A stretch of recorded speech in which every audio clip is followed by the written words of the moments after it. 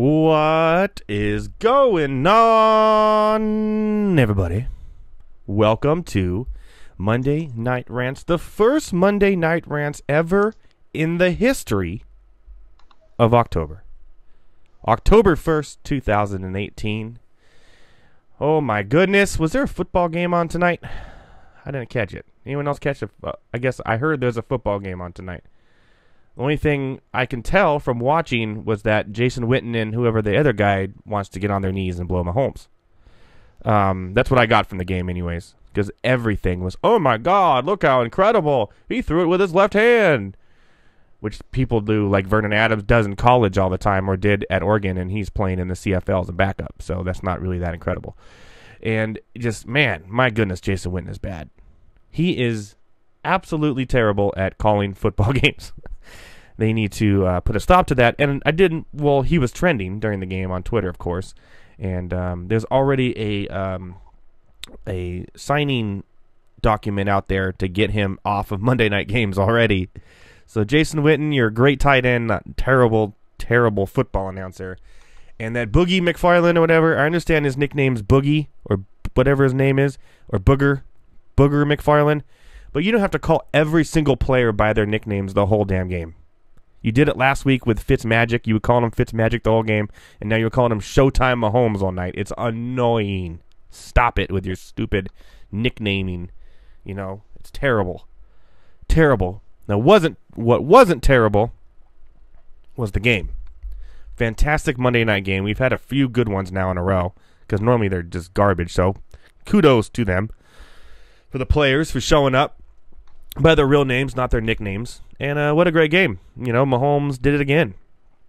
He didn't have a great game statistically. Well, to his standards, I guess you would say nowadays. But you know what? I'm still not all the way 100% sold that he's going to be the next big thing all the way through his whole career. I understand he is already the MVP of this year and next year and the year after. I already understand he's already made the Hall of Fame 4 times. And he's the greatest quarterback in the history of the world of all time globally. I get that. In the universe. On Mars.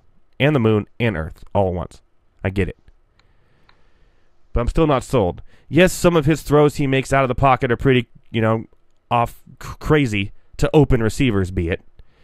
But his ability to extend plays is where he strives. As long as he can extend plays and his receivers can get open, which is what was happening tonight again, then yeah, he's going to be a great quarterback. I don't think he's going to be the best quarterback of all time in the history of the world. But, he added another touchdown pass tonight, ran for one. So now he's on track for like 45 touchdowns or something stupid. So we'll see where he falls at the end of the year. But kudos to them. I thought Vance Joseph would have done a better job of calling some better defensive plays towards the end there. They had him on the ropes a little bit, and, 3rd and long, 2nd and long, 1st and long, all these holding penalties and penalties. And for some reason, he wanted to play man for man against a quarterback who likes to go extend plays and make something happen. And you can't play man to man because you can't hold Tyreek Hill and Travis Kelce man to man for that long. So that's what lost him. That's what lost the game, was Vance Joseph deciding he wanted to play man-to-man in long-down situations against a quarterback who feels more comfortable getting out of the pocket. So that's the problem there. Wasn't Mahomes' magic? No. It was the fact that the defensive schemes were not written up properly in those situations. Should have stuck with zone, kept the guy in the pocket. Make him beat you. But no. Once he goes outside, you're playing man-to-man, it's over. Too much time for a speedy Tyreek Hill to get open, or Travis Kelce to break his linebacker coverage. It's just not good defense at all. Breaking news today, and I know I wasn't going to talk about this. I wasn't going to talk about it, but I have to. I'll make it short. Le'Veon Bell announced he's coming back Week 7, which is a bye week for the Pittsburgh Steelers. So he really, if he does play, I doubt he'll play Week 8, even if he comes back Week 7. If he does, limited, he's going to be on the pitch count that Delvin Cook was on, which is stupid. He'll be back Week 9 fully if Pittsburgh will take him back, because a sign and trade is definitely still on the table. It is. So we'll see what happens there. Earl Thomas giving the Seattle Seahawks a big FU on his way out on the truck cart with his air cast on. And that's a lot of people comparing that to the Bell thing. Yes, Earl Thomas is the 8th paid safety in the game, and yes, he deserves to be paid as a top 3 because that's how he plays. And the Seattle Seahawks did screw it up. That, you either pay the guy or trade the guy. What are the Steelers doing right now? They're looking for trade suitors to trade Le'Veon Bell because they obviously don't want to pay him. But Seattle Seahawks did it all wrong. They just did everything wrong. And the guy came out and played, and now he's off for the rest of the year. And he's still going to get paid next year. But, I mean, that's what you're a football player. You play tackle football. You're not playing touch football. You're playing tackle football. So I'm on both ends of the spectrum here where I say, one, oh, it sucks. Earl Thomas should have held out because he wouldn't have gotten hurt and got paid next year. But he was playing really good up until his injury. And he's probably still going to get paid next year. And he was doing the right thing. Le'Veon Bell's saying, I don't want all these touches. I don't want to get hurt. I want to get paid. Okay. Well, what you're asking for is a ridiculous amount of money, especially for somebody, who has problems of his own, a lot of problems, off the field and on the field. And in a position where running backs at the age of 30 are not good anymore unless your name is Frank Gore. And it's just the way it's always been. So you want to get paid this astronomical amount, and then you're not going to play unless you get paid because you don't want to get hurt because you want to get paid. You play football, man. Get your ass on the field and play. So it goes both ways. Earl Thomas situation, similar to the Le'Veon Bell situation. Do I think one's wrong and one's right? No. I think Seattle screwed it up. They should have just traded him, and like what Oakland did with Khalil Mack. Just trade the guy. Get value.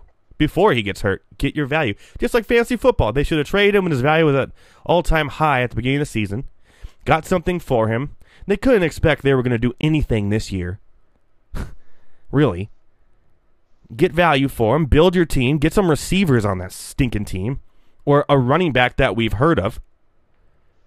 And do something instead of this. So I think both teams, or both, really screwed it up. They're both screwed it up. The Seahawks screwed it up, and Le'Veon Bell screwing it up. And that's the way that I look at it. So here we go. John DeLeon says, hello. Justin Watson wants to know if Chris, who says Le'Veon, ha ha ha, is LOL in our league, and he is. So welcome to the show, guys. As you can see, I'm not in the Ass Clown outfit. That is because I wasn't going to buy that stupid thing until I knew it was going to happen. Okay? Yeah. I'm not going to buy this expensive Halloween costume from Amazon Prime. I am an Amazon Prime member, so it'll come quick. It'll be here by Monday. Trust me. I'm not going to buy it just for Colorado to go out there and put a 10 spot on them. And next thing you know, I have this clown outfit I got to return and just go through the heck journey. So don't worry, people. Next Monday. That's right. Monday. 7 days from now, a week from today, at this time, I will be wearing an Ass Clown outfit, and I will do the whole show in said outfit. Yes. I will stick to my words. Even though it was a tie, and they had a lot more trouble than most people thought they were going to have. So, you got to give me some credit. So, I will be in my clown outfit, and I will do the whole show. And don't worry, I bought the one with the rainbow wig and everything. It's going to be legit. I'm going to be true to it. So, there you go. Congratulations, Dodgers. Kind of. Oh, hell no! Yeah, that's right. So, the Dodgers, congratulations to you. You'll go and probably get your butt kicked by, I believe they have to play the Milwaukee Brewers, who no one wants to play right now. They won 20 of the last 27 and really look like the team to beat in the National League, if you ask me. But like I said, the AL is the place to go if you want to find a potential World Series winner because, let's face it, they just have the better pitching. all around. Their pitching's just better, more consistent. And, would you want to go against Verlander, who I think maybe snuck into arguably a Cy Young Award winner again this year towards the end. And Garrett Cole? Or do you want to go against Kershaw for one game and then Ryu and whoever else, Walker Buehler? No, I would take my chances that the Houston would pull that off in a series over that. Same with the Atlanta Braves. Oh, jeez, their pitching is not very good. Colorado has never had pitching that's good. They just score a ton of runs in the wide open air there in Colorado. So it'll be interesting to see who comes out of the NL. But I think the AL, really you got to look at Houston, Cleveland, or the Red Sox and probably figure one of those teams is the team. Maybe the A's will shock the world. I don't know. It's crazier things have happened. I wouldn't bet all my money on it, but maybe throw like a hundo spot right now and see what happens. But then put more money on like Boston or someone else so you can get that back if you do lose. Swing for the fences. Why not? All right, so that starts tomorrow, wild card game. We'll see how that plays out. More on that next week. So, cover the ass clown outfit. Next Monday, it's in the mail, ordered from Amazon. I'm going to wear it. I do not let people down, and I am true to my word.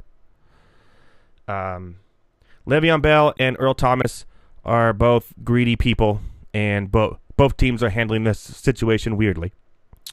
Mahomes somehow has all of the NFL and the announcers, including that of Jason Witten, on edge and in love with him. And he kind of looks like a young Stephon Curry with a mohawk, a little bit. And a good game and a good weekend of football. So let's see what we can do here. Let's talk about the week that was week 4 with my boy DMX and Anthony Zaragoza. Anthony, how goes it? Oh, man, it's awesome. Living the dream. Living the dream. Is that because you're an Oakland A's fan? It's because I'm an Oakland A's fan. I'm a Raiders fan. Oh, Got that first win over the weekend. You know it was coming. I bet you can't wait to talk about that. I'm a little excited. Well, let's get right into it. Welcome to the show. Hope you had a good Sunday of watching football. I know I did. I really enjoyed the spectacle that was a lot of scoring all day. And that weird Chargers 49ers game that I still can't really understand what happened there. But we'll get to that in a little bit. I won't talk about the Vikings-Rams game too much. I talked about that on Thursday on a pop-up show. It's the game that put everybody's fantasy hopes way up on a pedestal. And even if you had Goff, I beat someone who had Goff. Because, Andy Dalton can put up some numbers too. And so can Corey Davis and these others that put up godly numbers over the weekend. So it really doesn't matter who you have. So Goff and Cousins went off. Everyone went off unless you had Dalvin Cook and he was on that pitch count. So let's move on to the Sunday game, shall we, Anthony?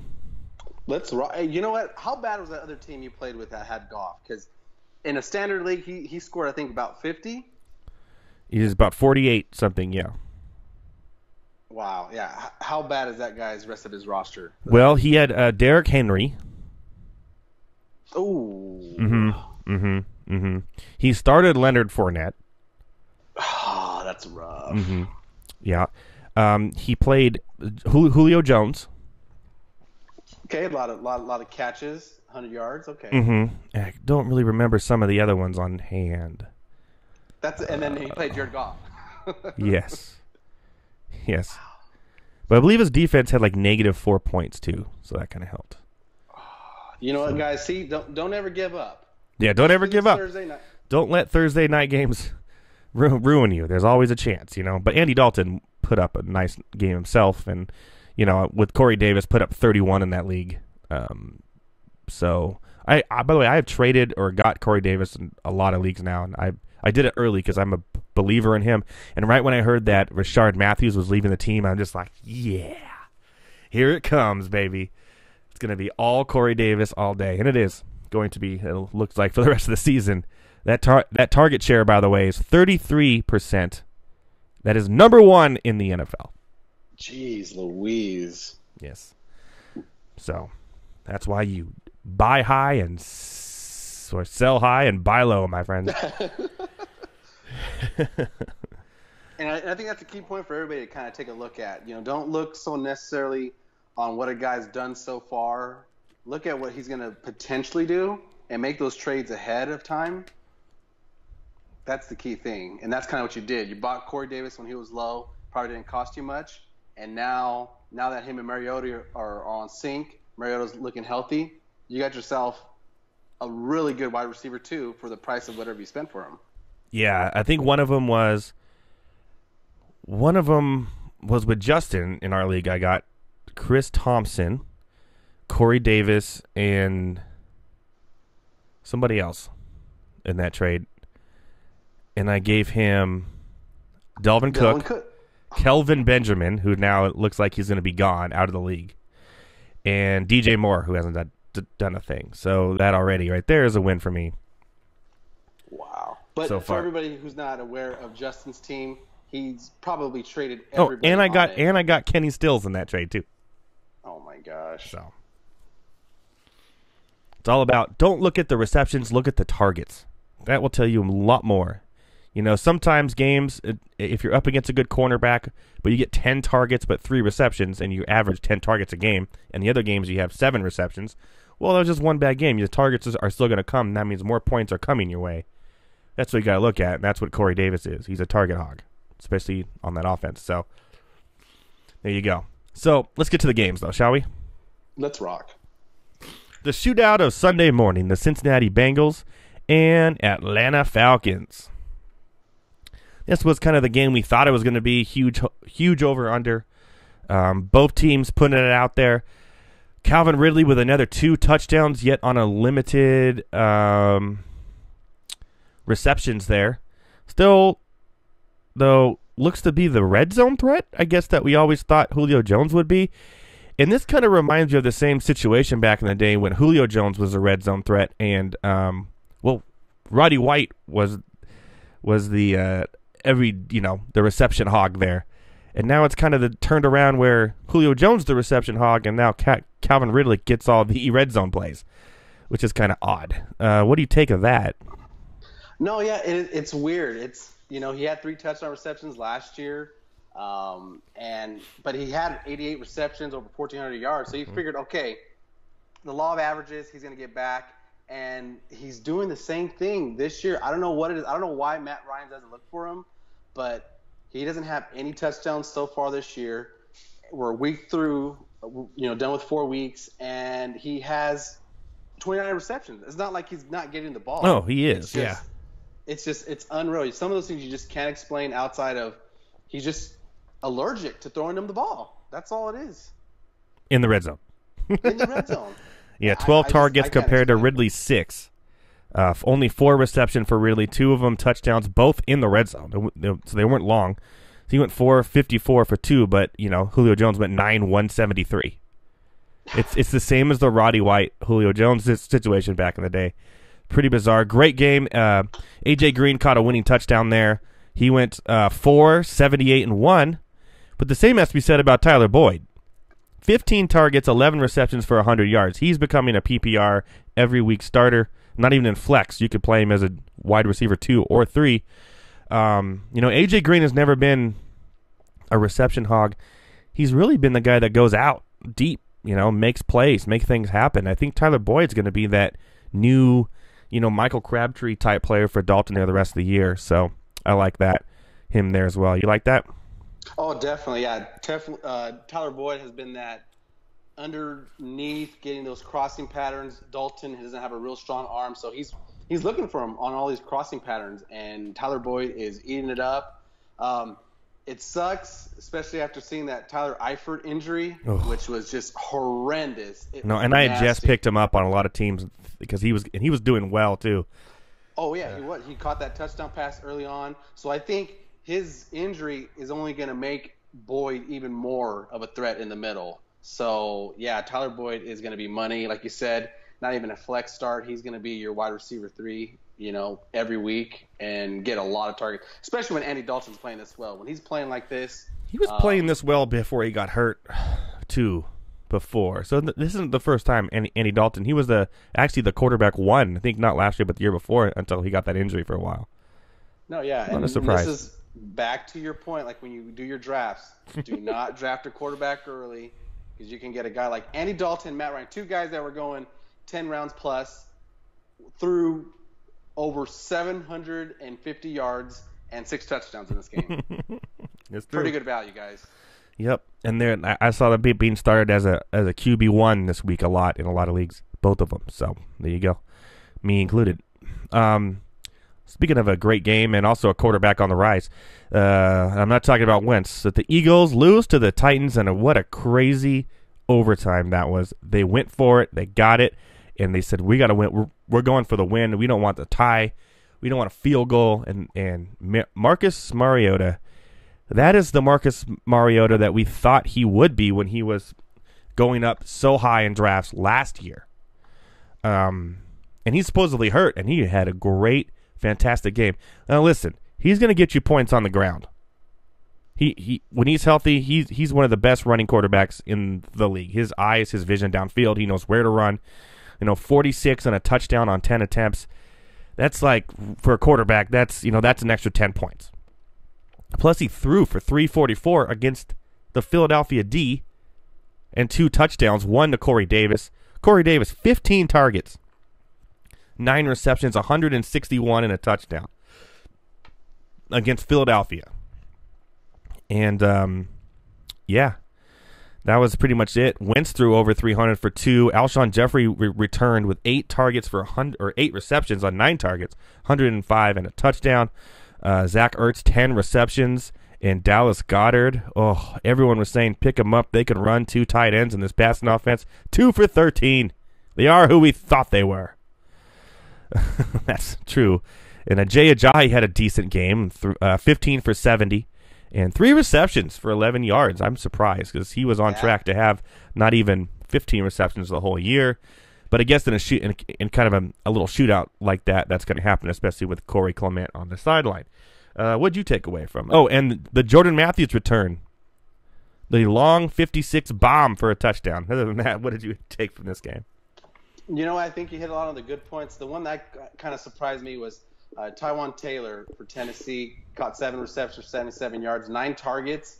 Like you said, he kind of had that really good preseason, and now that Rashard Matthews isn't there anymore, it's opened up spots. If Mariota can throw this many attempts, if this rushing game struggles and you see Mariota throwing 35, 40 passes a game, he could supply a number 2 receiver, and Tywan Taylor looks like he could be that guy. Yeah, and with the release of Rashard Matthews, that opens that up for him too.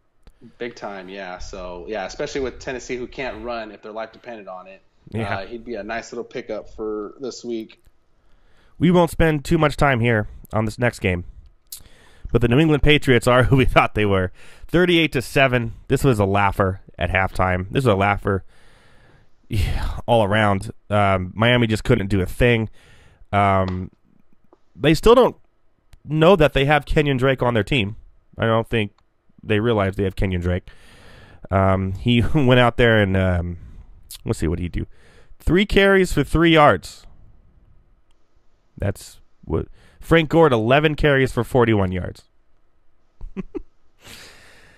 Like I said on Fantasy Alarm in the draft guide, even in college, the coaches never trusted him to be a true number 1. He's never been a true number 1.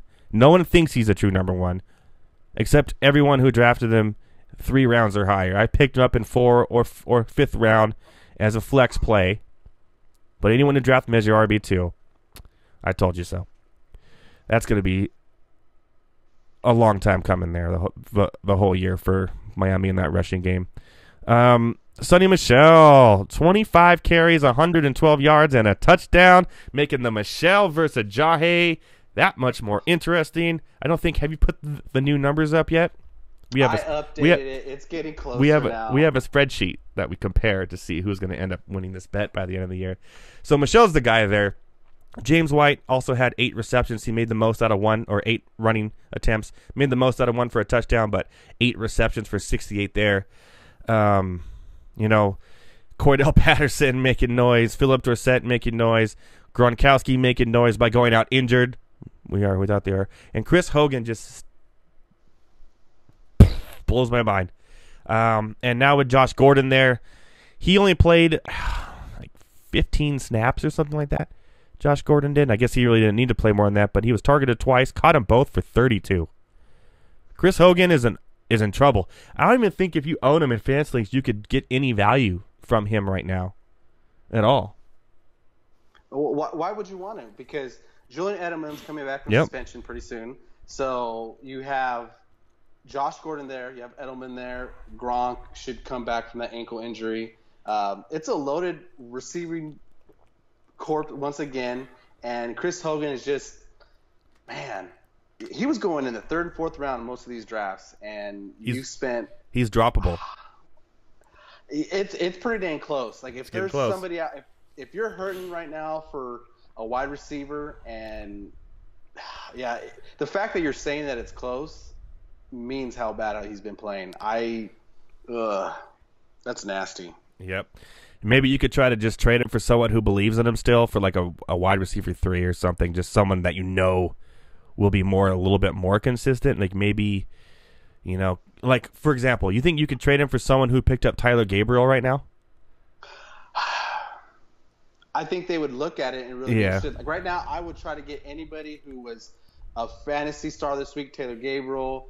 You know, there's a couple other guys that played really well that we'll mention later. Just give it a shot, because right now, look for targets. Like you said, look for the guys that are going to get targets. And Chris Hogan, for like the 3rd game this year, he had a 2 touchdown performance a couple weeks ago. But outside of that, has been horrible. Yeah, just nasty. And those are all like kind of even like garbage time 4th quarter touchdowns too. Those, so yeah, I mean, get what you can for him, because I don't think it's going to get much better going forward. The Jacksonville Jaguars and the mighty New York Jets, Jets, suck. We've come to the conclusion that Leonard Fournette's hamstring is made out of spaghetti noodles, maybe, or really thin thread, or silly string, or name your breakable long string type of thing here. He 11 carries before going out with the same hamstring injury. They said it's no worse than it was before. Well, then why did you play him? Why did you play him for those 11 carries? 30 yards. He got a reception for 5, so it wasn't totally a Delvin Cook move. But, you know, I think this is going to linger all year. I have him in a league. I'm a little worried. I'm a little worried about the Fournette situation. But luckily in that league I have Connor right now, but as talked about with the Bell coming back, I'll have to figure something out there. But hopefully by the time Bell comes back, maybe Fournette will be healthy by then. If they just sit him out like 2 more weeks, and I'll be fine there. Blake Bortles had a Blake Bortles-like day, 300 yards passing, 2 touchdowns and an interception. Keelan Cole has disappeared, and I think Westbrook is now the true number 1 on this team. 13 targets, 9 for 130. He just looks... He doesn't have the hands maybe that Keelan Cole has. You know, he can go up. Look at Westbrook as Golden Tate and Cole as Marvin Jones. You know, Cole's going to have those big games. And he can jump up and get the ball. But Westbrook is going to get the targets and the receptions going forward in games like this. You know, it just depends. You know, without Leonard Fournette, they're a whole different animal, because Yeldon isn't much of a between the tackles back, you know, as it is too. So that's kind of the way you got to look at that. So the Jets, let's see if I try anything positive to say from the Jets. They won their first game. The Jets lost. They won their first game. No, what I'm saying, that's the only good thing I could say about them, is they won their first game of the year. Yeah, they got out of the way early. They got it. Yeah, it's, you know what, that's why you can't really make a lot of movement early in the season. You know, the Jets had that big win to start the year. Everybody's thinking, man, maybe the Sam Darnold kid's going to really do it, and 3 straight flops. They can't run the ball. Crowell, Powell, just stumbling around. Corral, 4 rushing attempts for 0 yards. Whew. Not like Powell's much better. He had 8 for 26, but that's a backfield I want no part of. And Robbie Anderson got 6 targets. That's all I got. That's all I got.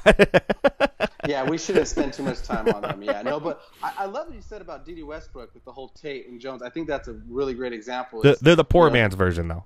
But yeah. No, yeah, but like you said, when Leonard Fournette with his whole injury, Jacksonville they were winning early in this game. They felt like they probably could, they didn't really need Leonard Fournette, so maybe that's why they pulled him out.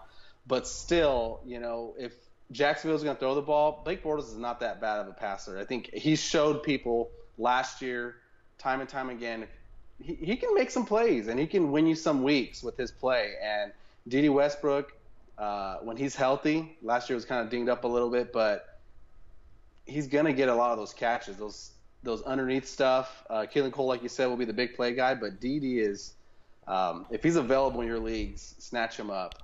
Yeah. Yep. I think he'll be on the waiver wire talk later and probably snatch him up.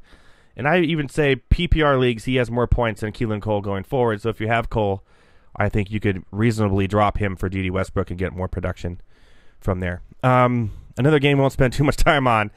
The Buffalo Bills. Man, they were the talk of the town, weren't they? I guess they decided they wanted to score all their points in one game and totally forget about this one. Even though it was a blowout win for the Packers, Aaron Rodgers still does not look comfortable. He only completed just over 50% of his passes for 298, a touchdown, a bad interception. Just doesn't look comfortable to me. He did get out there and run a little bit, 31 rushing yards. I think he lost a fumble, too, along with that interception. But the big news is the split. So last week between the running backs, Jamal Williams, he didn't take the grasp on his starting role. He kind of blew it. Aaron Jones got more, carries last week, and we're going, okay, McCarthy's not the type of guy who goes with a committee situation, but he's going to have to here. Maybe not, because he decided to give them both, Williams and Aaron Jones, 11. Aaron Jones, 11 for 65 and a touchdown. Jamal Williams, 11-27. So you could easily get rid of Williams in all leagues. Yeah, I'm sure everyone held on to Jones. I don't think he's around. But Williams, he gone. Goodbye. Goodbye, Jamal Williams. You are no longer relevant to me, and I am not rostering you anywhere. Another takeaway. Okay, one positive thing about the Bills. Zay Jones, 7 targets. Wow.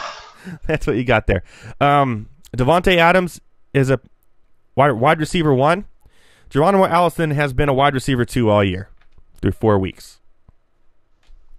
And he should be on everybody's roster. He should not be available in any league. I go check right now.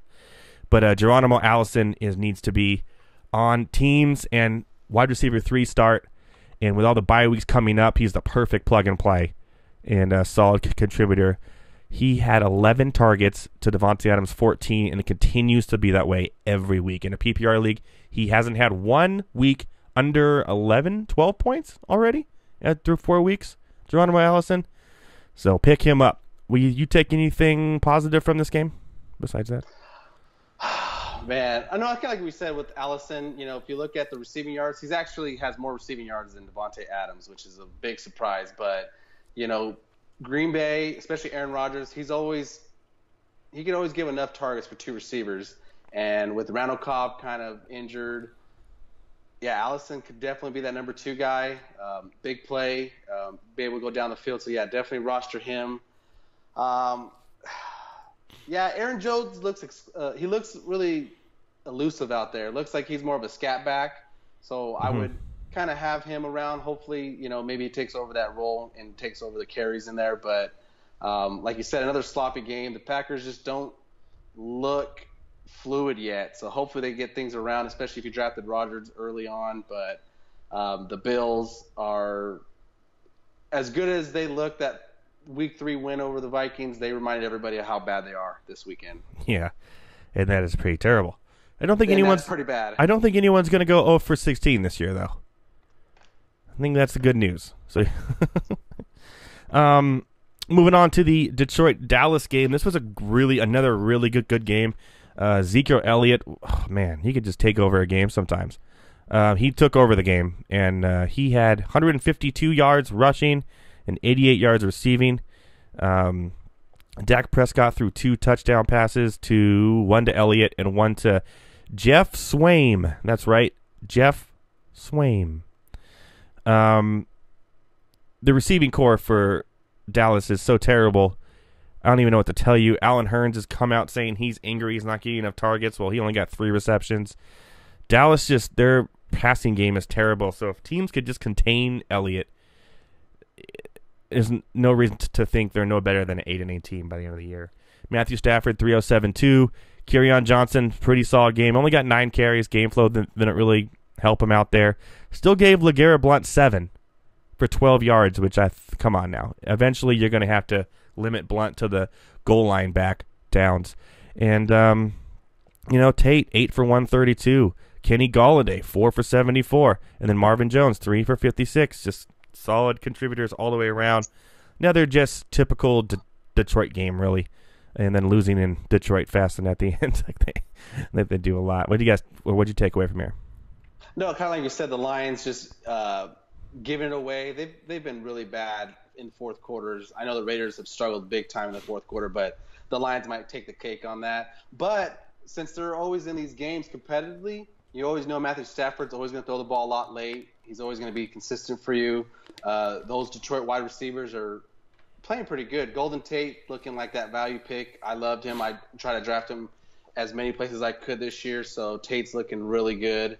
And then, Zeke finally had that good game that he's been looking for all year, and it's really nice to see him get those receptions, especially as bad as his passing attack is. It's terrible. Horrible. Moving on to the Indianapolis Colts and Houston Texans game. This was a great game. Everyone who drafted Deshaun Watson in the third round, finally, he does something to pay off a little bit for you. He had 3 total touchdowns, 1 rushing, 2 throwing, 375 and 40 on the ground. Lamar Miller just continues to slowly get outdone by Alfred Blue and company. DeAndre Hopkins, solid game, 10, 169. Will Fuller kind of quiet, but caught that touchdown. The emergence of Kiki Kuti. That's right. Who? What's his name? Kiki Kuti. Kuti. Well, anyways, if you don't know who he is, he's been hurt until now. This is his first game. And he was actually a receiver at Clemson with Deshaun Watson. So 11 receptions on 15 targets. That's right. He out-targeted DeAndre Hopkins for 109. He's a slot receiver, guys. He's the short down receiver. He is going to be around. You're going to hear that name going forward. Andrew Luck, 464, 4 touchdowns, and he threw a Hail Mary pass, and it hit the end zone. So maybe we were all worried about none. Although kind of odd why you'd bring in Brissett in that situation. Anyways, the running back situation for Indianapolis is still terrible. But Nyheim Hines, 9 receptions out of the backfield for 2 touchdowns, 63. And they were even throwing like jump balls to him, which was really strange. So maybe he's PPR leagues this year's Duke Johnson. I don't know. But, another Jordan Wilkins blowing it game for him as well. And then Eric Ebron. When Jack Doyle's out, guys, Eric Ebron's a TE1. Remember that.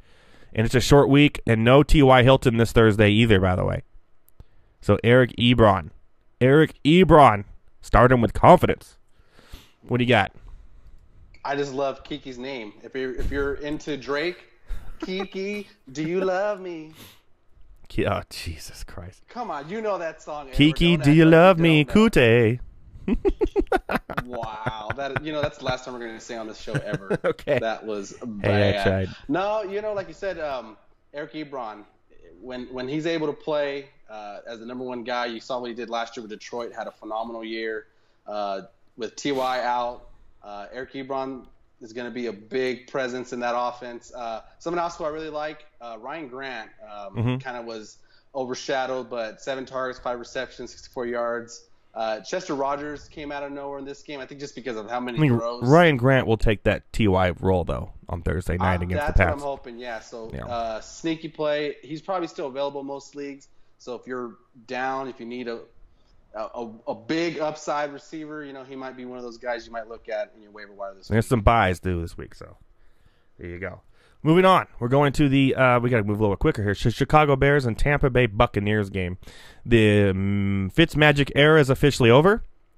Right around when I thought it would be, to be honest. Actually, a game later than I thought it would be. But yeah, no, he is who he thought he is. It was great while it lasted. The Buccaneers looked absolutely terrible. Their defense couldn't stop Anthony and myself if we were playing one-on-one. I'm always down for the one-on-one. So, man, the Mitch Trubisky come-out party, I guess you could say. The Tariq Cohen, his one game of the year where he scores 30 points. Remember last year, the same thing happened. Everyone picked him up and then nothing. This was that game. I'm sure the waivers are going to be going crazy with him this week as well. I want no part of it. Jordan Howard had a missing report out for him. I actually saw a milk carton at my Save Mart while I was here at the local grocery store that had his picture on it. It said, "Missing, have you seen me?" And they found him in the second half. Still just a terrible game for him. I don't know what was going on there. But Jordan Howard, 11 carries, 25 yards. Cohen, 13 carries, 53 yards, and 7 receptions, 121 yards and a touchdown. Taylor Gabriel, 7 receptions, 104 and 2. Trey Burton finally had a big game. And Allen Robinson, not a good game. I don't know what to take about, I'm not going to talk about the offense for Tampa Bay.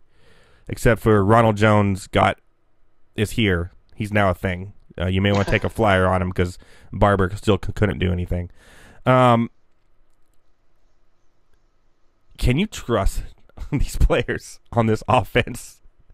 Now, I don't trust them at all anymore because of this game. A lot of people are the opposite. They're like, oh, man, these players are going to be great all the time. This makes me not trust any of these players. Allen Robinson, Jordan Howard. These, now people are going to be playing Trubisky next. They have a bye next week, but the week after, thinking he's going to do the same thing. What do you make of this Bears performance? You know what? I'm going to call it. They had a lot of big plays in the first half. They were up early, so I'm going to say that they probably didn't sketch this game plan to play it the way it is. Obviously, you want to score in every play you do, but it seemed like they did. So moving forward, like you said, if you're going to go out and try to spend all your fab money on Taylor Gabriel, not a smart move. I don't think Mitch is going to throw 6 touchdowns every week. I don't think the Bears are going to, throw for 350 yards. He didn't throw a lot, only 26 attempts, but still, these are one of these games where just hold to your seat a little bit. Calm down. Don't luckily they have a bye week, so it won't be too crazy. Which sucks because I like to feast on those people. But it's okay. No, this would be a good time to pick up Taylor Gabriel maybe on the cheap and then try to trade him for a 2-on-1 trade and get somebody who is loving his big breakout game. So maybe do that and see what happens. But yeah, 48 points by the Bears, probably not going to happen too often. Yeah, I don't think that. Although they are the surprise team of the year so far, if you ask me. Now, they're in first place in that division. Anyone have that after 4 weeks? Going into their bye in good shape. The Khalil Mack trade's working out. No. The Roquan Smith draft pick is working out. The defense at home, they play well at home. I just think, they're the surprise team. Which, by the way, in the Fantasy Line draft guide, the surprise team, if you look under my name, Edward Rouse, you'll see it says right there in big, bold letters, the Chicago Bears. That's right. Ooh, so you did call it. Well, you know what? This is one of those systems where everybody says, hey, go draft your big-time quarterback, your franchise quarterback, and build around him. The Bears did the same kind of method some of these other teams in the NFL do. Maybe start with your defense, stack it up with a lot of big-time players, and then move along your quarterback, with Mitch. And, they're not going to score this many points each week, but that defense is going to keep them in a lot of games. And that's always good. Mitch Trubisky does remind me a lot, though, of Alex Smith and just the way he plays, throws. Like, very highly intelligent quarterback. Has struggled throwing the ball downfield. But just very similar in what I see so far, that kind of methodical quarterback. This was kind of those rare anomaly games. I don't think he's ever going to throw for 6 touchdowns again in his career. Not a lot of people do it twice. Anyways, but yeah, that's kind of who he reminds me of in a weird way, just watching him as he, goes forward in his career. I don't know if that's a good thing or a bad thing, but I don't think he's ever going to be at the caliber of some of these Wentzes and Jared Goff, who we'll talk about later. Patrick Mahomes. Yeah. Jesus. All right, moving on to the Raiders. In the Cleveland Browns, the Baker era has begun, starting-wise. What a great game this was. Very sloppy game, yet awesome game at the same time. Baker Mayfield, 2 interceptions, 2 lost fumbles, 4 turnovers for Baker. He did throw 295 and 2 touchdowns, but boy, did he make the team fantasy relevant. Man, does he make that team fantasy relevant. Welcome back to the game, Njoku. Nice to see you. We don't know where you've been for 3 weeks, but welcome back to fantasy football. Antonio Callaway, some reason gets out targets the whole team, but can only take like 1/3 of his targets in for receptions. 3 receptions, 54 and 9 targets. Jarvis Landry only 4 for 34 on 10 targets. So Baker wasn't as accurate as his college numbers and last week showed. That may change going forward, but yeah, they're all relevant. Derek Carr, wonderful game from him, except those 2 stupid interceptions. 437, 4 touchdowns, those 2 bonehead interceptions. Marshawn Lynch, 130. He was running like the old Marshawn Lynch we know, too, on a lot of those carries, breaking tackles, making things happen. Amari Cooper, 8 targets. Jared Cook, 8 targets. Jordy Nelson, 8 targets. I'm sorry. Amari Cooper, 12 targets, 8 receptions. Jared Cook, 13, 8 receptions. Jordy Nelson, 8 targets, 5 receptions, and another touchdown for Jordy. This is becoming a thing now. Everyone who dropped him should have waited a little bit there. He's going to be a serviceable bye-week plug-in going forward, I think, on this offense, who will constantly be playing from behind with that defense being so terrible. So I know you took away from this game that you liked it because they won, but you take anything else that I didn't see except for Doug Martin doing Doug Martin things, going 5 for 11? Oh, man. No, you took my Jordan Nelson point. I think that's a great pickup. Jared Cook's not going to do what he's doing right now. He is on a crazy pace right now, and there's just no way he's going to be able to sustain that. So Jordy Nelson is the number 2 in that offense. Is going to be a good option. They got some good matchups coming up the next couple of weeks. They played a lot of tough defenses early on. They had the Rams week 1. They had the Broncos another week. So they had some tough defenses. Now that Derek Carr's kind of getting some mojo going, Jordy Nelson's going to be a nice, safe floor pick, almost like that Crabtree role. So if someone, like you said, did drop him, pick him up, you probably get him really cheap right now because he didn't have, that breakout game, but still a solid game in fantasy terms. And Baker Mayfield wasn't that bad. There was a lot of drops in this game for the Browns. Yes. He had those 2 careless fumbles, which kind of killed it for him. But outside of that, like you said, that offense is a lot electric with him behind the center. Definitely. So Carlos Hyde looks really good. Callaway's, for some reason, just isn't able to corral those big touchdown long ones are going to come his way. So definitely. Be patient with him. Be patient with him, definitely. Moving to a not so electric game, I think this game was a great ending, but just a terrible, terrible, boring game. The Arizona Cardinals 0-4. I think they will win a game. 0-4. Seattle Seahawks 20-17 in the last-minute field goal by your old man Seabass. Not a lot going on here, but if in your poll you had Baker Mayfield's first touchdown pass would be to David Fells, and then you said I'm going to parlay that with Josh Rosen's first touchdown pass going to Chad Williams, then you won a lot of money, my friend. Oh my God! And that's what happened there. 180 and a touchdown. No turnovers for Josh Rosen though, which I thought was important in this game, especially against a really good or decent Seattle defense, but Earl Thomas did leave that game with his broken leg. But Larry Fitzgerald, 5 targets, 3 receptions. The target leader for Arizona was Christian Kirk, as we thought they were. Paul Martinez asks, would you start this week, Gronk or Vance McDonald? You kind of got to wait on Gronk to see if he's even going to play Thursday with that ankle injury. They said it was nothing, but if he does play, his matchup is really, really tasty. against that Indianapolis Colts defense who can't start anyone. So if he's at all just questionable, or anything you read on Twitter or anywhere that just mentions limit on snaps, snap limit, do not play Gronk, because if this game is 17-0 at half, he ain't coming back on the field. And Vance McDonald has kind of proven that he can be a good PPR guy so far. So just kind of watch that on Thursday, see what happens, and if there's any type of snap count or anything on Gronk, I would stay away from him completely. And I expect believe it or not, I'm going to say this, I expect the Josh Gordon show on Thursday night. I'm saying it now.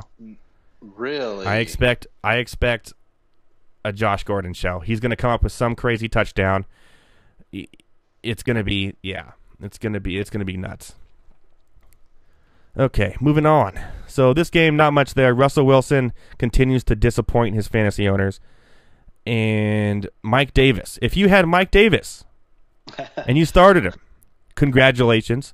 21-101, 2 touchdowns. And Rashad Penny, 9 carries, 49 yards, which isn't that bad, really. But I don't know. They just don't like Penny. I don't know. Chris Carson injury. Hey, congratulations, everyone, on that pickup. Woo, Chris Carson, yeah. Out with an injury. Mike Davis comes in and gets the start. Goes 21 for 101 and 2 touchdowns. Jesus Christ. Pete Carroll is a nightmare. Doug Baldwin did return, 5 for 41. Nothing spectacular there. And that's all I got. Anything from that game? Kind of a stinker, to be honest. Yeah, it was a stinker, but it was good for me as a David Johnson owner to see some life with David Johnson. Had that rushing touchdown. Finally was involved in the passing attack, got 3 receptions, 41 yards. So hopefully David Johnson gets warmed up. Hopefully Josh Rosen kind of brings him up a little, because, if you drafted him with your top 5 pick, like I did in our Monday Night Rants League, this was well needed for sure. Definitely. Moving on. The Saints and the Giants. Wow. All I can say here, if you're a Drew Brees owner, every time you see that Taysom Hill guy walk in the game, you must be pulling your hair out of your head.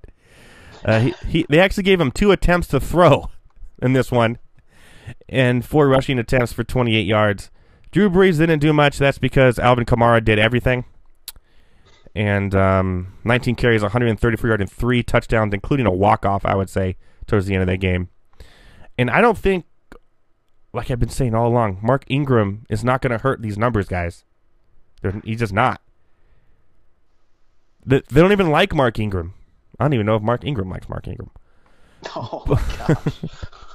But they don't like him. He's been benched for no reason before. He has a history of weird injuries. He has it, and now with the PEDs, and I just don't think it's going to hurt Alvin Kamara. I think Alvin Kamara deserves to be the starter, to stay the starter. Maybe he'll get a little bit more rest, but yeah, it's not going to hurt these numbers. Not at all. And Alvin Kamara next year will be the number 1 pick in all of fantasy. My boy Traquan Smith with 2 more targets and no receptions. Jesus Christ. He's warming up. Those are probably the 2 Taysom Hill attempts. He's warming up. He's warming up. Yeah, but Michael Thomas only had 4 for 47. I know a lot of people disappointed there. Saquon Barkley, 10, 41, and a touchdown. Saquon Barkley continues to get PPR points, though. This year's David Johnson kind of plays 6 receptions there. Sterling Shepard, 10 for 71. Odell Beckham, 7 for 60. So, interesting. Just that whole game was kind of odd, too, the way that kind of all played out. What do you take away from those teams? No, kind of like what you pointed out, Sterling Shepard coming in, stepping in as that number 2 receiver now that Evan Ingram is out. Yeah, Odell Beckham, man. A lot of guys spend early picks on him. He's been kind of double covered and hasn't had that big game. Usually he's good for a couple big games, and then he has a lot of these real calm games that kind of even it out. So Odell's kind of, hopefully has some big games coming up. But yeah, only had 7 receptions. He will. Alvin Kamara, like you said, the guy is out of this world. Like Sean Payton is a smart enough coach where just because Ingram's coming back, he's not going to cut it in half. There's just no way. Kamara is, I think, 5th in the league right now in receptions. He's tearing it up, rushing the ball. There's no reason to believe that they would decrease his touches that much. Like, he's going to get 20 plus a week. Yeah. And No I still doubt. think Ingram has a chance to be traded. Just saying. Because you can't trade someone who's on suspension. You can now. Here we go. Going on to the Chargers versus the 49ers. The 49ers gave it to them. Going back and forth towards the end of this year. CJ Beathard, the Chargers' middle of the field defense is really, really bad. Really bad. See, it's every receiver, Kittle or whoever in the middle of the field, we're just catching everything. Pierre Gasson, Kittle, some guy named Kyle Justak, some guy named Kendrick Bourne. I don't know who these players are. It's like Breda still seems, who? Breda is still going to be fantasy valuable going forward the rest of the year. He's going to be a great plug and play on your bye weeks. Alfred Morris will phase himself out. He's already started to, as long as he stays healthy. Keenan Allen still not too much, 763. Eckler's still valuable in the passing game. Melvin Gordon had a solid game again. Tyrell Williams, Antonio Gates with a touchdown. And Mike Williams really blew the load this week. Man, Jesus. 1 reception for 15 yards. I know I started him in a few leagues. But ultimately, I think this game was kind of ugly, to be honest. A pick 6 by Phillip Rivers. And then just kind of like not much defense going on both ways. And Caleb Sturgis, can the Chargers just find a kicker that can kick a ball? Is it that hard to find a kicker that can kick a ball? How come every other team can find a kicker that can kick a ball except for the Browns? 2 extra points missed. And another 40-yarder. The game would have been over. But no, they can't find a stupid kicker. They got to get this Koo guy last year who was a joke. Then someone else comes in, they're a joke. Everyone's a joke. Lambeau was good, and they got rid of him for Koo, and now Lambeau's killing it in Jacksonville. What are you doing? Fucking kickers. Jesus. Anyways. God damn. How many kickers are there in college? A ton, right? And you can't find one kicker that can kick an extra point? I saw this funny stat on Red Zone. It was extra points missed by other teams this week. 1. Extra points missed by Caleb Sturgis. 2. It's frustrating. But they pulled it off nonetheless. What do you take from this game?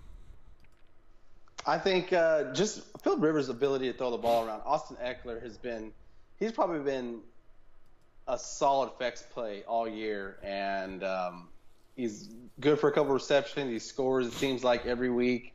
But he's not taking anything away from Melvin Gordon. Melvin Gordon's still been stout for any fantasy owner. Yep. What I really liked, especially with CJ Beathard there, George Kittle looks like he's going to be that number 1 receiver in San Francisco. Yes. Dominated in targets, is the red zone threat. That 82-yarder was just, man. Yeah. Kittle kind of looks like a bowling ball once he gets the ball, too. He just kind of gets it, tucks it in, just bounces off all the way down the field like Seabiscuit. I'm like, what are you doing? He's not athletic. That's what I'm saying. He's not athletic. No, yeah, he just kind of bounces off like a pinball machine. Just boop, boop, boop. Like an extra 20 yards after catch. I'm like, God damn, stop this guy. But yeah, the Chargers 2-2. Moving on. Oh, man. Last night's game. Woo! Hey, the Pittsburgh Steelers defense is really bad. Okay? They're bad. They're a liability. The Kansas City Chiefs defense is a liability. As we saw tonight. But wow, you let Joe Flacco and the Baltimore Ravens go in there and just outdo you on offense. Flacco threw for 365. Has anyone allowed quarterbacks throw for more yards than the Pittsburgh Steelers yet this year? I can't imagine. Jesus. Joe Flacco's torching you. John Brown's torching you. Their running game really didn't do much. They kind of split between Buck Allen. They did combined between the two of them 21 carries for 72 yards. That's not too much to write home about. But, John Brown, 3 receptions, 116 and a touchdown. He was constantly getting open, and Flacco actually should have had more. He was beating the defense bad. Bad. Bill Snead. The law offices of Bill Snead. 6 for 56. Max Williams, 5. He just spread the ball around on this team. It's not that hard to do. Crabtree, 8 targets. Led the team in targets, but only pulled in 3 for 29. Tim White, reception. Mark Andrews, tight end reception. Nick Boyle, Max Williams. 3 tight ends had receptions. Chris Moore. DeLance Turner. That's right, DeLance Turner reception. Oh, Lamar DeLance Turner. He did? Oh, You played him in DFS, right? Yeah. Lamar Jackson got in on the action. I mean, they're just terrible. The Baltimore defense is the best in the league. Not in fantasy, just as in points per game and yards per game. 274 touchdown interception for Roethlisberger. Not much going on there. The Juju JJ Smith-Schuster show continues, still matching Antonio Brown punch by punch. 4 for 60, but Brown had 562 and a touchdown. And other than that, and Vance McDonald, another 5 for 62, your typical Vance McDonald. Other than that, James Conner didn't do much at all. 9 rushes for 19 yards and 3 receptions for 25. But you know what? You can't tell me that Le'Veon Bell would have made a difference in that game either. What'd you take from this game? It's the same thing like with Tennessee. You want to count out Tennessee and a team like Baltimore out, but you look at their standings after 4 weeks. They're both 3-1. Baltimore's finding ways to win. Joe Flacco comes out and looks like a decent quarterback. Well, he looked great. The Pittsburgh Steelers made Joe Flacco look like an all-star last night. It's crazy, and it's the same thing. You want to count out Baltimore because they don't have a lot of these flashy receivers, or the running backs are always kind of in disarray because Alex Collins had that early fumble, so they benched him. But they go out, they win a division victory against Pittsburgh, and now they're 3-1, and Joe Flacco looks like the offensive player of the year to Patrick Mahomes. Yeah, unreal. Let's not go out there and say Patrick Mahomes is going to be the offensive player of the year quite yet there, but he's going to be MVP. Oh, he's already won the next 3 MVPs already. They really just give him to him, remember? Duh. Hey, I got something for you.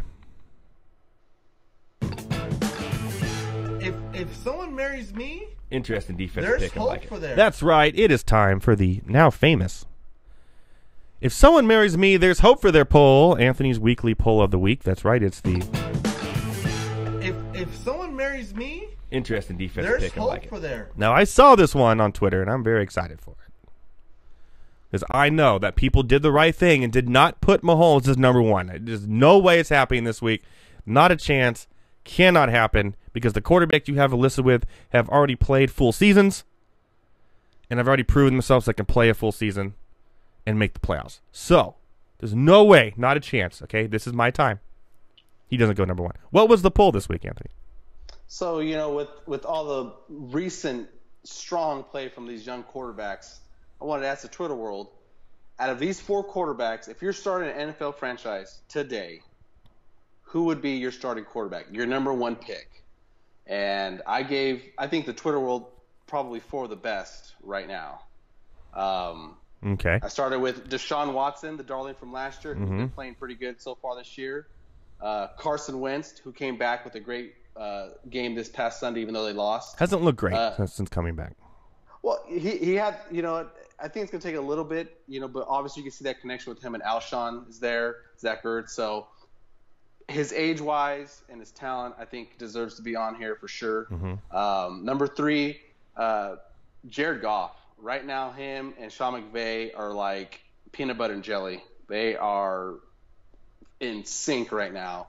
And then number 4, your best friend, your vote for president in 2020. That's right. Patrick Mahomes. All right. DMX already put his vote in, I guess. So, how many people this week? We We got up there this time, so we got real close to 800 votes practically. 800 people. So that means, It's going to be a good number. It's going to be pretty even all the way around between all four of them. With that many people, that many votes, this is a true poll. This is like this matters. This number matters. This is not just 4 people. This is 800. So these numbers are what everyone thinks is true, right? Oh, it has to be. Yeah, this is a good, solid number. All right, let's break it down. All right. Number 4, give me Pat Mahomes. Number 4, Deshaun Watson at 4%. 4%. Now, if you would have put this poll out preseason,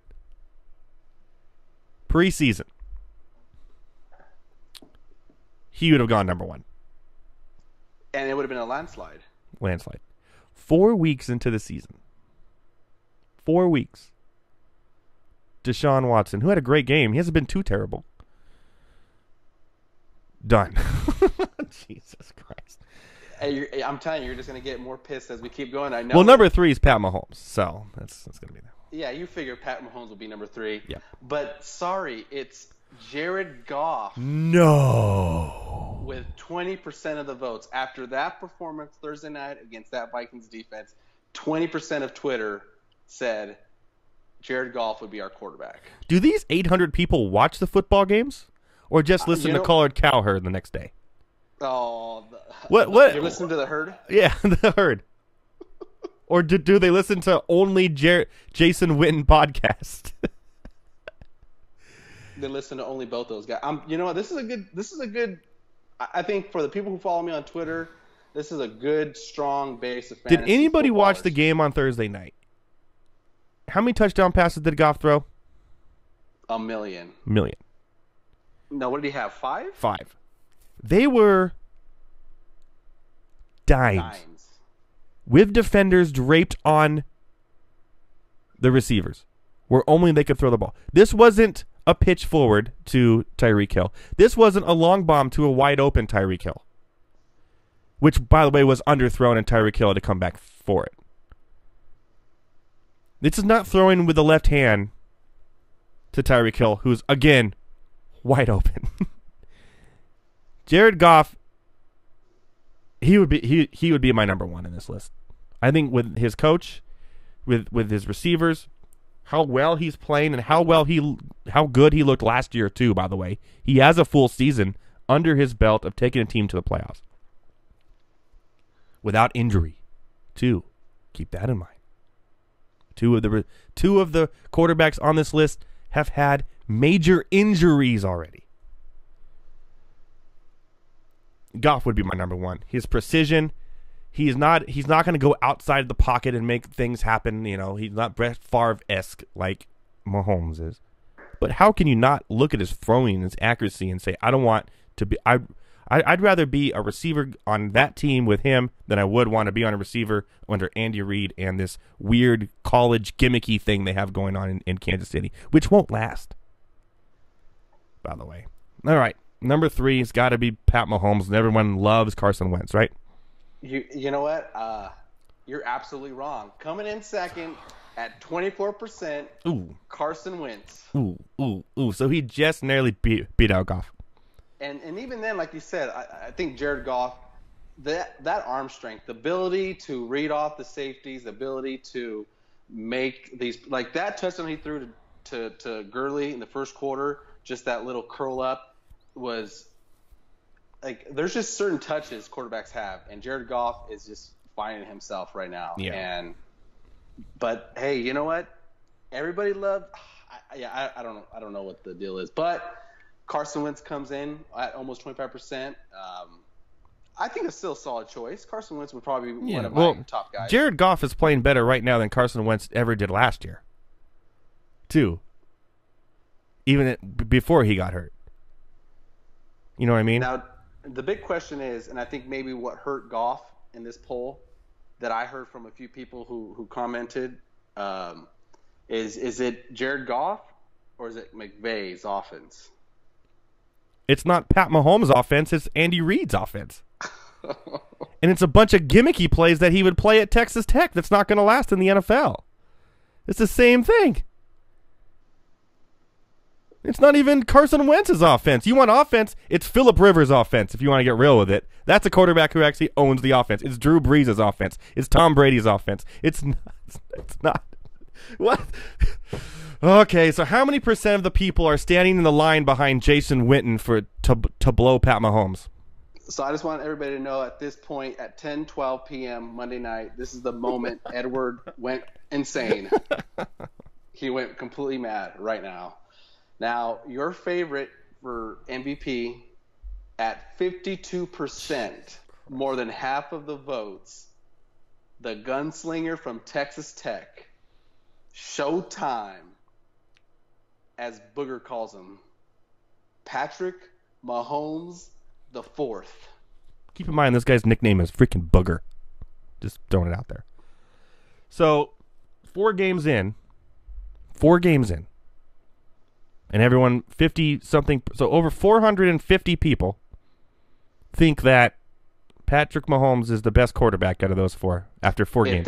If they were starting a franchise right now and they had their choice between those 4 to start with their quarterback, they would all choose Pat Mahomes. Half of them are choosing the gunslinger from Kansas City. Well, there you have it.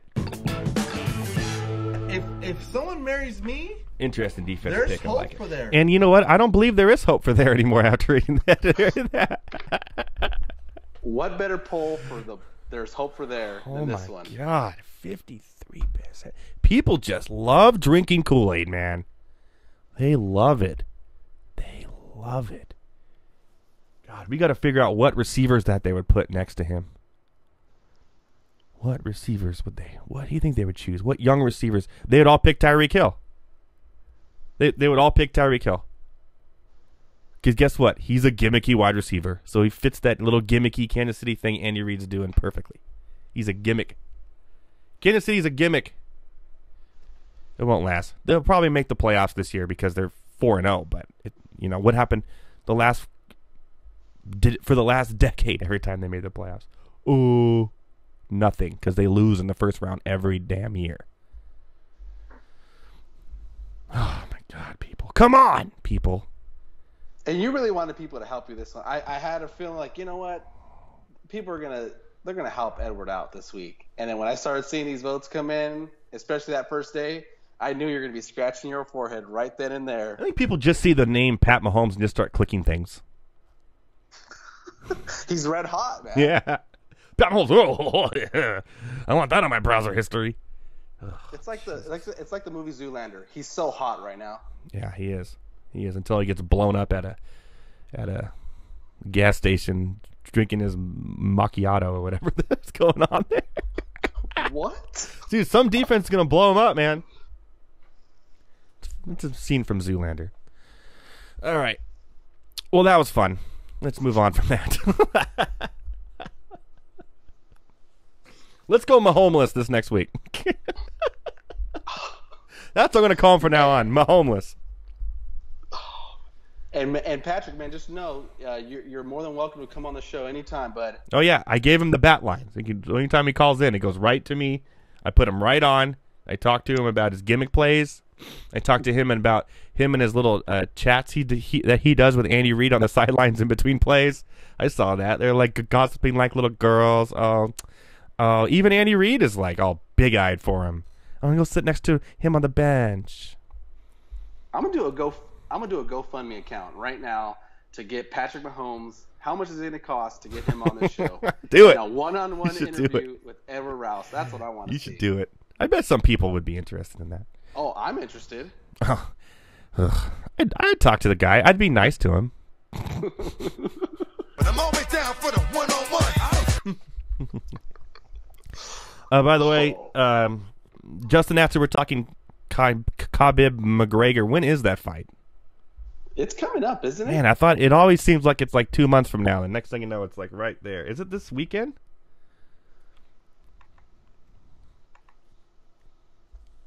He's looking it up. Is it this weekend or next weekend?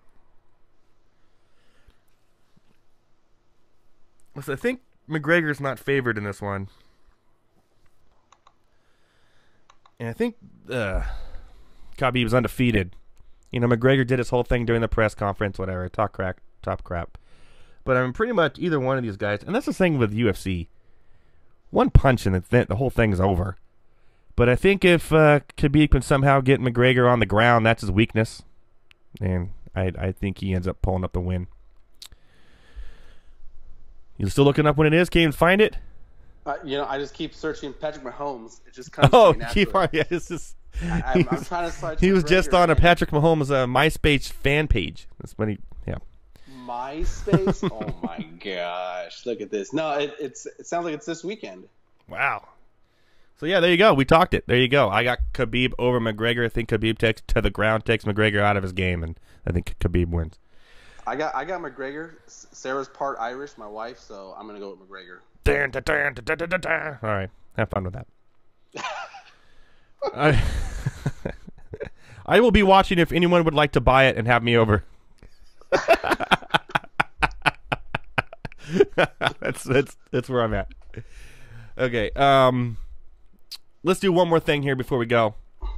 And we're going to do, it's kind of the waiver wire versus do you believe it or not from players who had big weekends. So let's go. Believe it or not. Okay, so we talked about already. Kiki Kute. Do you pick him up off your waivers? Do you Believe it or not. I'm picking him up for sure, especially if you have some of these dead weight guys. If you still own Devontae Parker for some reason. Oh God, if you just stop.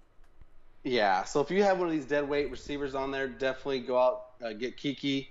Don't spend all your fab, even though, there's probably I was not a wrong. lot. He's not from Clemson, I just got told. He is from Texas Tech. Oh, did he play with a certain quarterback that we all love? You know what? He sure did. Oh, And that means 55 receptions, 890, and 7 touchdowns with Mahomes at the helm there in 2016. oh my God. You know what? If you're Edward in your leagues, you're spending $100, all your money on Kiki. Mm-hmm. You should For put that him in the. very reason. What young receiver would you like to pair up with Pat Mahomes? Boom, Kiki Kute. But yeah, if you have Devontae Over- Parker, or I hate to say it, maybe even Chris Hogan. Valuable PPR points coming, especially since Deshaun Watson needs that guy that just doesn't go down the field all the time. So I like him. I don't see a lot of my teams where I can pick him up because I'm kind of been doing the whole receiver shuffle now. I'd rather have Allison over him going forward. I'd rather have D.D. Westbrook over him going forward. But there's some places there. What do you think of the Hines from Indianapolis with the receptions? He could be a good asset for you, especially this week with T.Y. out again. Well, not again, but No, out. definitely. I've been a real big Jordan Wilkins, their big bruising running back fan from the beginning of the year. Just hasn't done. But that, like you said, that running back committee looks awful. The Colts are going to be throwing the ball a lot. So Nehemiah Hines is that kind of that scat back. So I think he's worth it. Right now, if you're looking for, running backs are just going to be tough to find. So he's probably going to be the best you're going to have this week to put on your bench. So I would definitely, spend some money on him. Maybe 5-10% of your fab right now, just to have a solid, high upside running back for these bye weeks coming up. Yeah, I'm with you. I think you. I believe it. I believe in him. Believe it or not. PPR leagues only, though, people. PPR leagues only. I think he's like a Duke Johnson type of player this year. Better than Theo Riddick going forward because it looks like they're going to be running the ball more than we thought they were in Detroit. So you want him. If Duke Johnson's not available, as people were dropping Duke Johnson, I picked him up. Pick up Hines. Could be a good flex play this week, especially if you have like Jordan Howard, son with a bye. Play him. Chubba. Jeez Louise. 2 touchdowns for Chubb, 105 yards. All that on 3 carries. Do they finally start giving him the ball more? Even though Hyde had another solid game. Let's not take Hyde away. Do they start giving him the ball more? I'm going to say I would probably wait. I'd probably pick him up. It sucks because his price is going to be pretty high this week. Mm-hmm. Just because, everybody's going to see that big game that he had. But, Baker's really he threw the ball really well. I don't see them running the ball 30 times a game. Like you said, Carlos Hyde looked really good running the ball. But man, if Hyde goes down with an injury, Nick I was Chubb just going to looks say, like here's what I do. If you have Hyde, you pick up Chubb. There's somebody droppable on your bench. Pick up Chubb, because the moment that Hyde goes down, Chubb is a top 15 running back the rest of the way. I mean, that's the way it's going to work there. So, oh no, the talent's there. The talent is there. But Hyde is stopping him. And if he gets the opportunity, he's going to shine, just like he has his whole career. But he also has injury issues himself. So keep that in mind as well. So I don't believe in him as a starter, someone you should target unless you have Hyde, period, at this moment. So there you go. Okay, I got one for you. Do you believe it or not? Rank Ronald Jones the rest of the way. Wow. 10 carries, 29 yards. Did have a reception. He out-touched Barber in the second half. And Barber hasn't done a thing. What do you think of that? And also remember, with Jameis Winston, running backs out of the backfield become more valuable catching the ball. And that's my only big appeal with Ronald Jones is, with Winston behind, I think they named him the starter coming up this week. There's a little appeal there. Obviously, if you're going to start Ronald Jones this week, you're probably in a lot of hurt right now with your team to have enough balls to start him. Mm-hmm. But, there's a lot of guys who have really good second halves in fantasy seasons. He could be that guy who ends up being a high upside flex guy. So running backs are hard to find. He's going to start. He's going to get touches. There's not a lot of better options right now at running back. Yeah, You're picking up a guy. I think they have a bye week this week with Chicago, right? Yeah. But the bye, okay. Well, yeah, they got a bye, so you can get him. Hold on to him next week. Yeah. See here. After the bye, they got at Atlanta, Cleveland, Cincinnati. So a lot of shootouts there. And you know what? That's not too shabby. Yeah, for Ronald Jones. Carolina will be tough. Washington, Giants, San Francisco, Carolina, New Orleans, Baltimore, Dallas, and Atlanta. So it may be worth the pickup here. I say you hold on, you stash him, especially if you still have Peyton Barber, drop Peyton Barber for Ronald Jones. Because you're essentially dropping the same guy for the same guy who has more upside. So that's what I would do in that situation. Just drop one for the other. And if you still have Peyton Barber and you haven't done that yet, or you're even starting Peyton Barber, then you should quit fantasy football. Gee, you remember, I hate to get on a random, but you remember the hype on Chris Carson and Peyton Barber in the preseason? Yeah, but you have to draft them, you have to hold on to them and see what happens. No, what I'm saying though is you have these two guys who were having phenomenal preseasons. Chris Carson was injured. And two rookies. Yeah. And two rookies, and that's why it's really important to get those high-end running backs early, man. It is. Because that worked out for everyone who took Delvin Cook and Fournette as their 1-2. Oh, man, that's rough. That's rough. Or Kenyon Drake as their number 2 in the third round. One more is we're going to mention too, also with the bye week, is the Tyler Gabriel thing. I mean, let's be real. Believe it or not. We said we didn't trust that offense earlier now because it looks like they're going to spread the ball around crazily too much and change their offense by game. Taylor Gabriel, I mean, he's been in the league for some years now. And he's had some games where let's just put it this way. He's done this before. Do you sell high?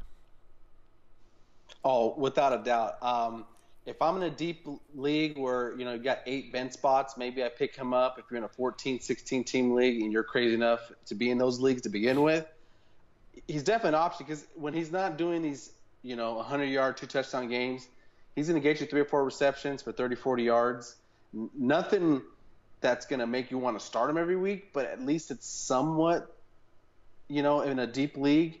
But, yeah, if I have him, I'm trying to package him with maybe an Alex Collins and trying to upgrade one of my receivers or running backs. There you go. Or, do something enough appealing. Like, you want to sell high, like you always preach, on the show. So that's a perfect opportunity to do it. Get somebody else and upgrade somewhere else. And, I'm sure there's someone in your league, if you try hard enough the next couple days, who will say, you know what? That Tyler Gabriel, he's not that bad. I'm going to pick him. I'm going to take that trade. Yeah, that's true. So, yeah, sell high on him. Sell high on him, just like you would have Ridley last week. And now you could even sell even higher on Ridley now. So if you have Ridley, I'd still sell high on him, to be honest. I think it's still going to flip in a little bit of Jones' favor the rest of the way. One last question. With the news of Le'Veon Bell coming back 7, so 8, and probably 9.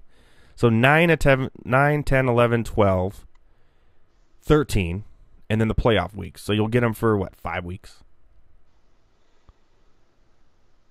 Is it worth trying to trade for him now? Or if you have him, do you trade him now? That he's coming back, maybe people will be more willing to give up more for him. I would look at some of these James Conner's owners where he had a really bad game and see if they want to pick Bell back up and maybe go that route. Or if I see a team that's struggling right now who needs some kind of glimmer of hope, I attack them. Hey, man, you want Bell for the last 6 weeks? And sell it to them. It just all depends on the structure of your team. If you're really doing hot right now, if you're 4-0 and you have Bell, he's not going to really help you too much later in the season, maybe in the playoffs. But if you can go and try to get maybe, I don't know, and a wide receiver too, maybe go out there and get, man, it's tough. I would try to look to trade him though. Yeah, I would look to trade him still. I wouldn't look to pick him up. Let's look at the last couple games here for the Steelers. Okay, so he comes back week 1, 2, 3, 4, 5, 6, 7, 8. So he comes back. The first game back is in Baltimore against the Ravens. Okay? Then against the Panthers. Then against the Jaguars. Then the Broncos. Then the Chargers. Then the Raiders. Patriots, Saints, and Bengals. So a lot of those games there in the middle, Broncos, Jaguars, Ravens again, Carolina, the Chargers with Bosa back. Those are good defenses. So you just may not even make the playoffs before you get the juicy matchups with the Patriots, the Saints, and the Bengals. That's all I'm saying. So yeah, at this point, I'd still trade him. Yeah, you just have to go with your gut, and if you feel like he's not going to perform, which who knows? You don't know what Le'Veon Bell is going to give you after being gone this long. Yep. So if you don't trust it, go and get someone you're comfortable with and try to win now. But if you have a feeling that he's going to be that playoff darling for you, then stash him. But yeah, if it's me, I already traded him in 2 of my leagues that I drafted him in, and you don't regret it. I don't regret it because at least now I know I've had a full season of Alex Collins, which is not that great, but at least I'm getting 16 games of him. And then I was able to get an Adam Thielen in another league, which just love. Yeah, that's fantastic. So, I'll take that any day. And yet I was the opposite spectrum. I was able to turn Connor into Devontae Adams, who now I'll have Devontae Adams all 16 games, and the guy will only have Connor for half the season. So yeah, just be aggressive. I think that's the biggest thing is be aggressive. If you want to wait, then be confident. But if you don't, which I'm not and obviously ever wasn't, attack, get the best value that you can get, and then just live with it and go win some games. Go win some games. From the voice of Anthony Zaragoza. Well, that does it for another Monday, the only edition of October Monday Night Rants in the history of the show. That's right. October 1st, 2018. Hey, thanks everyone for listening, joining in. Enjoy the fight this weekend, I guess. Enjoy another a good Sunday night game between The Colts and the Patriots should be a shootout. Enjoy the games on Sunday. And who do we got next Monday night? Who do we have? Who we got next Monday night? Who are we going to be following next Monday? Let's see. We have Washington and New Orleans. Whoo! It should be a barn burner. God damn. All right. Well, you know what? We will have some good news because I think Drew Brees needs like 210 yards to be the all-time passing leader in NFL history. We're on Peyton watch. Is what we'll be on Monday night. So we'll talk about that and more next Monday. Anthony, as always, thank you for joining me. You got any quick plugs? No, just make sure you follow me on Twitter at @ZerGoesAnthony. We'll have a new poll. I'm gonna try to fit Patrick Mahomes in all my polls for the rest of the year. You should. You get more people just randomly click his name because they see it. So I have to because I want to keep getting explanations from Edward on how bad he is. So I'm not saying he's bad. I'm just saying he's not the greatest thing in the world, and these are gimmick plays. That's all. I'm not saying he's bad, but he's not. I'd rather have Jared Goff. Just saying. Oh, all I'm right. with you there. From all of us here on the show, myself, Anthony Zaragoza, and of course DMX, we will see you next week, Monday night. And guess what? I'll be wearing an Ass Clown outfit. That's right. So until next Monday. Be safe, everyone. Enjoy your week of sports and family. And always remember, you got to do this, guys. You got to do it. Spay and neuter your pets. Peace.